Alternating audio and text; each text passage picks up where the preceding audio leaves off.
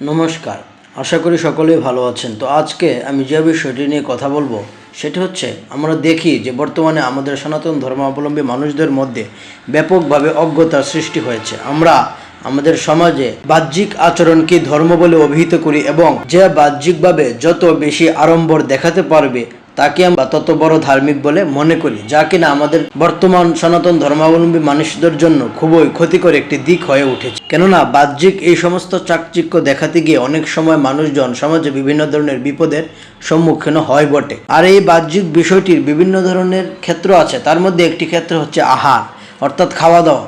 আমরা সমাজে দেখি বর্তমানে যে আহারের উপর মানুষ খুবই রকমভাবে ধর্মকে মাপার জন্য ব্যবহার করছে, যা কিনা একটি দুঃখজনক এবং ভুল ব্যাপার। কেননা আহারের সঙ্গে ধর্মের তেমন কোনো সম্পর্ক নেই বললেই চলে। বর্তমান সমাজে আমরা দেখি যে সনাতন ধর্মাবলম্বী মানুষেরা ভাবে যে নিরামিষ আমিষ কে কোনটা বেশি খাবে, যার ফলে তারা তাদের মূল ধর্মের দিকে নজর দিতেই পারছে না এবং ধর্মের যে ক্ষতি হচ্ছে, বাহিরের মানুষ যে ক্ষতিগুলো করছে সেদিকেও তারা নজর দিতে পারছে না। তারা কে আমিষ খাচ্ছে কে নিরামিষ খাচ্ছে এই নিয়েই তর্ক করতে করতেই তাদের সময় কেটে যাচ্ছে এবং এতে করে তাদের মধ্যে প্রচণ্ড রকমের বিভেদ এবং মতানৈক্য সৃষ্টি হচ্ছে, যার ফলে একই ঘরের মধ্যে থাকা মানুষজনেরাও নিজেদের একজনের সঙ্গে আরেকজনের সম্পর্ক ঠিক রাখতে পারছে না, যা কিনা খুবই দুঃখজনক এবং আমাদের সনাতন ধর্মের জন্য একটি অশনি সংকেত। তো আজকে আমি 3টি শ্লোক নিয়ে কথা বলব। তো সেই 3টি শ্লোকে আমি দেখাতে চেষ্টা করব যে মানুষের মন হচ্ছে আসল, বাহ্যিক আহার এতটা গুরুত্বপূর্ণ নয়। প্রথমে যে শ্লোকটি নিয়ে কথা বলছি সেটা হচ্ছে শ্রীমদ্ ভগবদ্গীতার 9ম অধ্যায়ের 26 নম্বর শ্লোকে আমরা দেখতে পাচ্ছি, সেখানে ভগবান শ্রীকৃষ্ণ বলছেন, পত্রম পুষ্পম ফলম তোয়ম ইয়মে ভক্ত্যা প্রয়চ্ছতি তদহম ভক্তোপরিহিতম অশ্নামি প্রয়তাত্মনঃ। অর্থাৎ যে বিশুদ্ধ চিত্ত নিষ্কাম ভক্ত আমাকে ভক্তিপূর্বক পত্র পুষ্প ফল জল অর্পণ করেন, আমি তার সেই ভক্তিপ্লুত উপহার প্রীতি সহকারে গ্রহণ করি।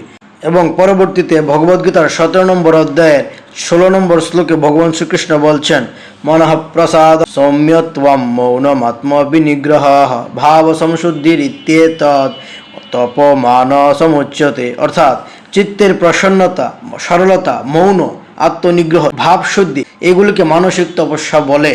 পরবর্তীতে আমরা অমৃত বিন্দু উপনিষদের 2 নম্বর শ্লোকে দেখতে পাচ্ছি, মন এব মনুষ্যানাম কারণম বন্ধমুক্ষয়োঃ বন্ধায় বিষয়াসক্তম মুক্তৈ নির্বিষয়ম স্মৃতম। অর্থাৎ মানুষের বন্ধন এবং মুক্তির একমাত্র কারণ হলো মন।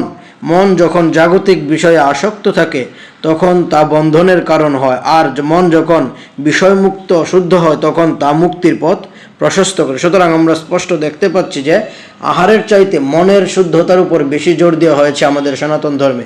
এখানে অসংখ্য শ্লোক আছে আমি বলতে পারি, কিন্তু সময়ের অভাবে এই কয়েকটি শ্লোক নিয়ে শুধু কথা বললাম এবং আমি আশা করব আপনারা আমার কথাগুলোকে একটু ভাববেন এবং আমাদের সনাতন ধর্মগ্রন্থ পড়ে সঠিক ধর্মাচরণ জানবেন এবং বাহ্যিক ভক্তি না দেখিয়ে নিজের অন্তরে সত্যিকারভাবে দৃঢ়ভাবে হিন্দুত্বকে ধারণ করুন এবং সমাজ ধর্ম তথা দেশকে রক্ষার কাজে নিয়োজিত হন। কে কি খেলো তার চাইতে গুরুত্বপূর্ণ কার ভাব কেমন, তাই আমরা মানুষের মন যাতে ঠিক হয় সেই দিকে নজর রাখবো। তাছাড়া একেবারে সম্পূর্ণ সাত্ত্বিক আহার মূলত সাধারণ গৃহস্থী মানুষের জন্য নয়, বরঞ্চ যারা তপস্যাকে বেছে নিয়ে নিজেকে বিলিয়ে দিয়ে মুখের দিকে অতি দ্রুত যেতে চায় তাদের জন্য। তাই আমি আশা করব আপনারা আমার কথাগুলোকে একটু ভাববেন এবং সেই অনুযায়ী শাস্ত্রগ্রন্থ পরে দেখবেন। নমস্কার। ওম শম।